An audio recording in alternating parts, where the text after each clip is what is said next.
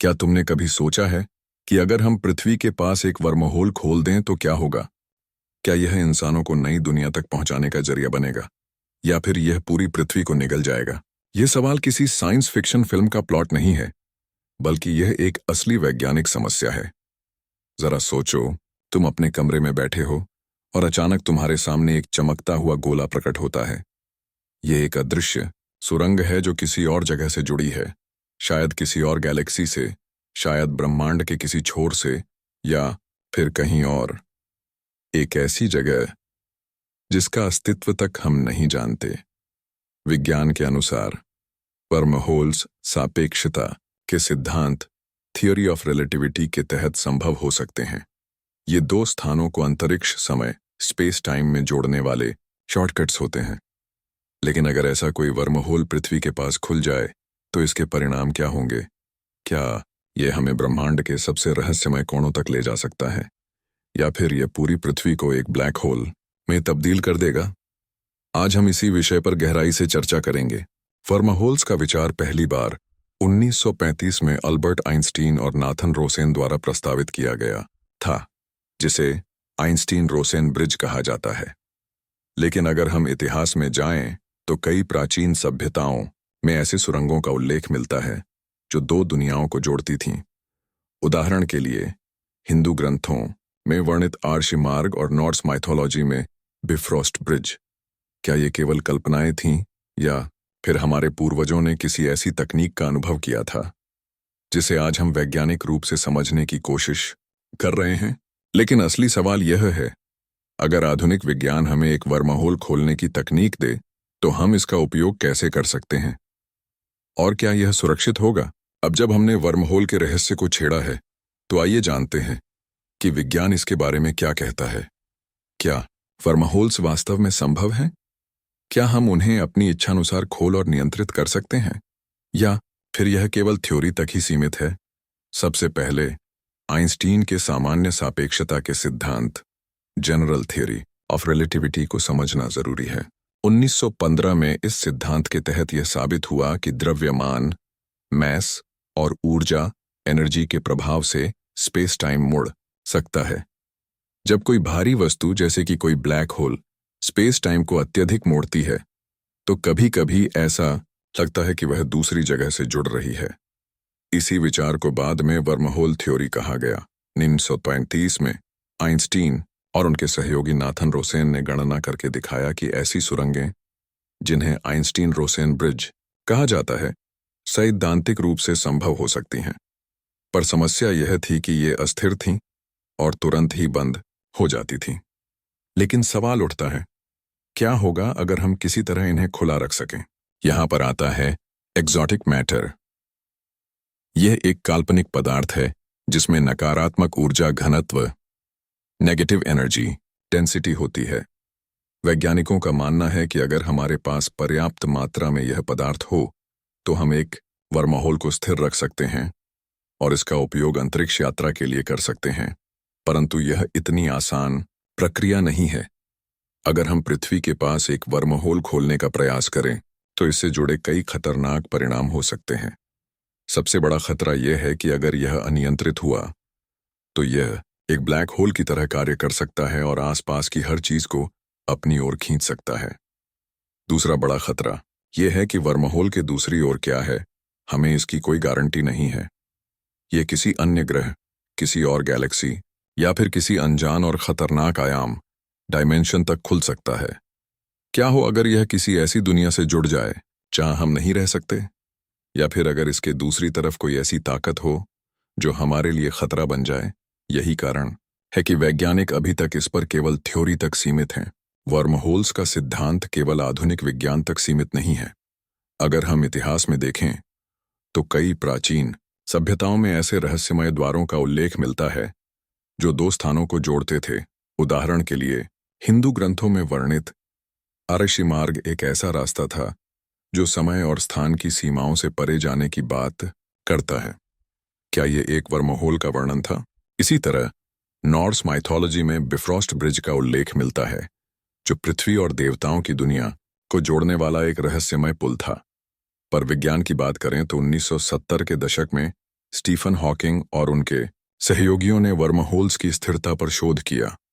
उनके अनुसार प्राकृतिक रूप से बनने वाले वर्महोल्स बहुत ही अस्थिर होते हैं और सेकंड के अरबवें हिस्से में बंद हो जाते हैं। हालांकि 1988 में वैज्ञानिक किप थॉर्न ने सुझाव दिया कि यदि पर्याप्त मात्रा में नकारात्मक ऊर्जा नेगेटिव एनर्जी दी जाए तो वर्महोल को खोला रखा जा सकता है। यही वह सिद्धांत था जिससे पहली बार यह संभव हुआ कि कोई वर्महोल स्थायी रूप से खुला रह सकता है। लेकिन आज तक हम किसी भी प्रयोगशाला में वर्महोल नहीं बना पाए हैं। तो सवाल उठता है, क्या भविष्य में यह संभव होगा? और अगर हाँ, तो क्या हम इसे नियंत्रित कर पाएंगे? अब तक हमने यह समझा कि वर्महोल क्या होते हैं और वैज्ञानिक इन्हें कैसे परिभाषित करते हैं।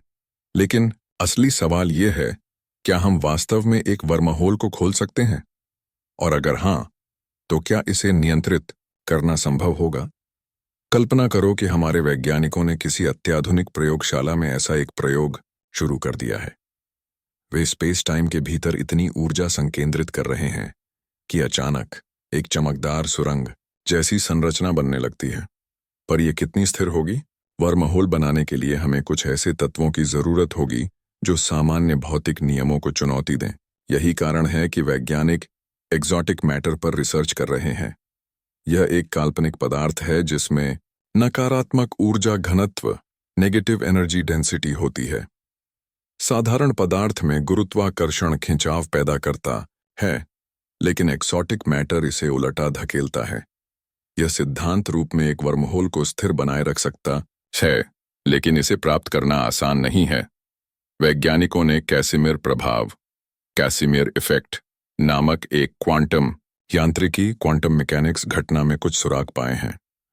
जब दो धातु की प्लेट्स को निर्वात वैक्यूम में बेहद करीब रखा जाता है तो उनमें एक रहस्यमयी नकारात्मक ऊर्जा उत्पन्न होती है। कुछ वैज्ञानिकों का मानना है कि यही ऊर्जा एक स्थिर वर्महोल को खोलने में सहायक हो सकती है, लेकिन यह मात्र प्रयोगशाला स्तर पर एक छोटा प्रभाव है। एक वास्तविक वर्महोल के लिए हमें अपार मात्रा में नकारात्मक ऊर्जा की आवश्यकता होगी। इसके अलावा यह भी सवाल उठता है कि अगर हम वर्महोल खोल भी लें तो यह हमें कहाँ ले जाएगा? क्या हम इसे नियंत्रित कर सकते हैं? क्या यह ब्रह्मांड में किसी दूरस्थ स्थान से जुड़ेगा, या फिर यह मल्टीवर्स के किसी और आयाम डायमेंशन से जुड़ जाएगा? कुछ वैज्ञानिक मानते हैं कि वर्महोल्स को समय यात्रा टाइम ट्रैवल के लिए भी उपयोग किया जा सकता है। अगर एक वर्महोल का एक सिरा बहुत तेज गति से गति करता है तो यह दूसरे सिरे से समय में अंतर पैदा कर सकता है। इसका मतलब है कि यदि हम एक वर्महोल खोल सकें और इसे नियंत्रित कर सकें तो यह भविष्य में झांकने या अतीत में जाने का जरिया बन सकता है। लेकिन क्या होगा अगर यह प्रयोग गलत हो जाए? एक अस्थिर वर्महोल एक छोटे ब्लैक होल में बदल सकता है जो हर चीज को निगल सकता है। इसके अलावा अगर यह वर्महोल किसी अनजान जगह से जुड़ गया जहां अज्ञात शक्तियां हों या खतरनाक रेडिएशन हो तो यह पृथ्वी के लिए एक भयावह आपदा बन सकता है। यही कारण है कि अभी तक वैज्ञानिक केवल सैद्धांतिक मॉडल्स पर काम कर रहे हैं और वर्महोल खोलने का जोखिम नहीं उठा रहे। लेकिन अगर भविष्य में हम यह कर पाए तो यह हमारी सभ्यता को एक नए स्तर पर पहुंचा सकता है। इतिहास में कई वैज्ञानिकों ने वर्महोल्स की संभावना पर रिसर्च की है। 1988 में प्रसिद्ध भौतिकविद किप थॉर्न और उनके सहयोगियों ने पहली बार गणितीय रूप से यह दिखाया कि यदि हमें पर्याप्त मात्रा में नकारात्मक ऊर्जा नेगेटिव एनर्जी मिल जाए तो हम एक स्थिर वर्महोल बना सकते हैं। 1994 में मैट विसर ने सुझाव दिया कि यदि वर्महोल्स अस्तित्व में हैं तो वे शायद माइक्रोस्कोपिक स्तर पर हो सकते हैं जिन्हें हम अभी तक देख नहीं पाए हैं। इसके लिए हमें उन्नत तकनीकों की जरूरत होगी जिससे हम इन्हें बड़ा कर सकें। 2009 में कुछ वैज्ञानिकों ने अत्यधिक गुरुत्वाकर्षण वाले क्षेत्रों का अध्ययन किया और पाया कि वर्महोल्स बनने की संभावना ब्लैक होल के केंद्र में हो सकती है। लेकिन समस्या यह है कि ब्लैक होल के पास जाना असंभव है क्योंकि उसका गुरुत्वाकर्षण इतना अधिक होता है कि वह सब कुछ खींच लेता है। वर्महोल्स के बारे में सबसे रोमांचक सिद्धांत यह है कि वे मल्टीवर्स से जुड़े हो सकते हैं। कुछ वैज्ञानिकों का मानना है कि हमारा ब्रह्मांड अकेला नहीं है, बल्कि ऐसे अनगिनत ब्रह्मांड मौजूद हो सकते हैं और वर्महोल्स इनके बीच पुल ब्रिज की तरह काम कर सकते हैं। यदि हम यह साबित कर सकें कि वर्महोल्स वास्तव में दूसरी दुनिया से जुड़े हैं, तो यह भौतिकी, फिजिक्स और खगोल शास्त्र, एस्ट्रोनॉमी में क्रांतिकारी खोज होगी। लेकिन इस शोध के बावजूद वैज्ञानिक अब तक एक वास्तविक वर्महोल नहीं बना पाए हैं। क्या यह भविष्य में संभव होगा, या फिर यह केवल विज्ञान कथाओं, साइंस फिक्शन तक ही सीमित रहेगा? अब तक हमने वर्महोल्स की वैज्ञानिक व्याख्या, उनकी संभावनाओं और उनके खतरों के बारे में जाना। लेकिन अब सबसे महत्वपूर्ण सवाल यह है, क्या हमें सच में पृथ्वी के पास एक वर्महोल खोलना चाहिए? कल्पना करो, वैज्ञानिकों ने किसी दूरस्थ प्रयोगशाला में एक सफल वर्महोल खोल लिया है।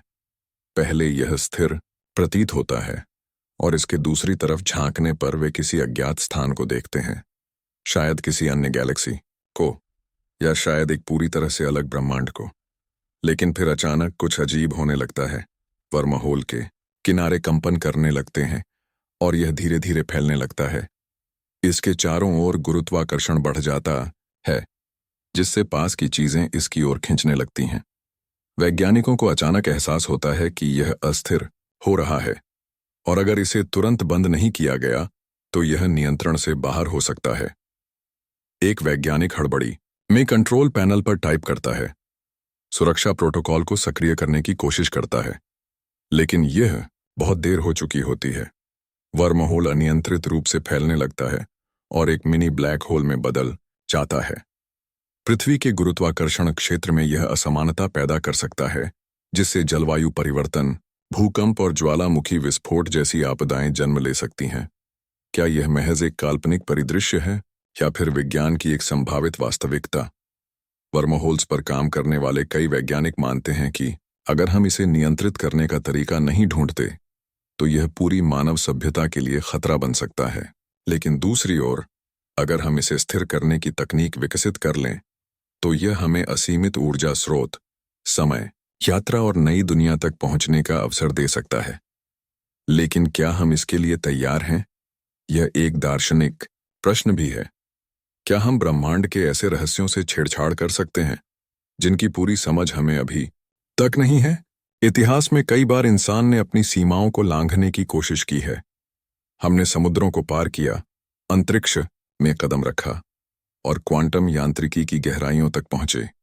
लेकिन हर बार जब हमने कुछ नया खोजा, तो हमने यह भी सीखा कि शक्ति के साथ जिम्मेदारी भी आती है। 1970 के दशक में स्टीफन हॉकिंग ने वर्महोल्स और ब्लैक होल्स के बीच संभावित संबंधों पर शोध किया।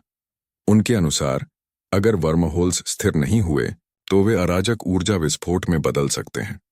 1990 के दशक में कुछ वैज्ञानिकों ने गणनाएं करके दिखाया कि वर्महोल्स को खुला रखने के लिए इतनी मात्रा में नकारात्मक ऊर्जा चाहिए होगी, जो हमारी वर्तमान तकनीक से असंभव है।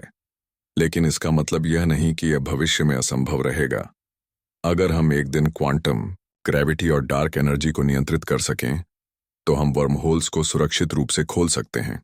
तब हम अनंत ब्रह्मांडों का अन्वेषण कर सकते हैं, न केवल ग्रहों के बीच बल्कि शायद समय के बीच भी। आपका क्या विचार है? क्या हमें वर्महोल खोलने का प्रयास करना चाहिए, या यह मानवता के लिए एक विनाशकारी गलती साबित होगा? अपने विचार हमें कमेंट में बताइए।